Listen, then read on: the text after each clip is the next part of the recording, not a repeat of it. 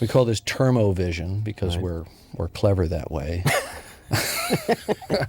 There's an interesting anecdote here that this bar is right across the street from the place where Rodney King got beat up. Oh, no kidding. Yeah, and that there is on the same, apparently, and I haven't seen this, but apparently on the Rodney King video, the famous video, apparently at the head of that video is some video of us shooting from a week or so earlier. I'll be damned. And the next thing that he felt was worth picking up the camera to shoot was Rodney King getting pounded by the LAPD, which I actually think has an interesting resonance to this film, because the bad guy's a cop in this movie.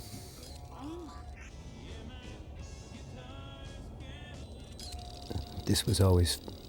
So this is just an extension fun. of the termovision from the first film, but we got a little more elaborate with it here. The stuff I like about this is it's really the only way that you can get a glimpse of how this guy thinks. Right. Because he doesn't really talk about how he feels much. No. And by going inside of his brain and looking out, you really do get a sense of how he's supposed to work. Right. And how methodical and just clear and straightforward this guy is. Right.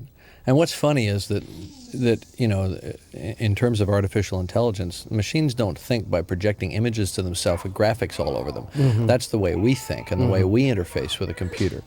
But somehow it makes sense to us that we're inside his head. Mm-hmm. That guy was a good friend of mine, by the way, that guy that got thrown through the window, a musician named Ron Young. But he had a great look, so he was willing to sacrifice himself for the cause. I never liked that shot because it looked like the knife went into the middle of his back, and it was supposed to have gone through his shoulder blade. Pin him to the table. Later you sort of see it, and it looks like it's a survivable wound.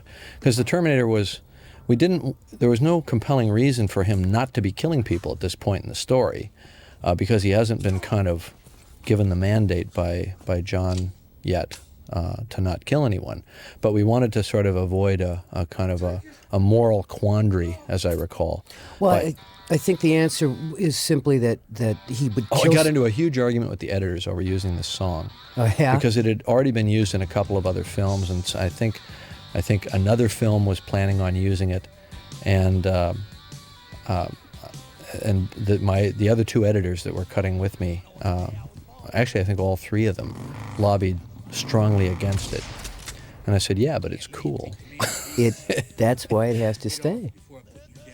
But it's a kind of a self-aware moment in the sense that the film steps outside itself and says that the character is iconic. So it's in a sense it's the kind of thing that you do at your peril. Mm. But I seem to recall the audience really liking this because it allowed them to celebrate Arnold's utter badassness. Right.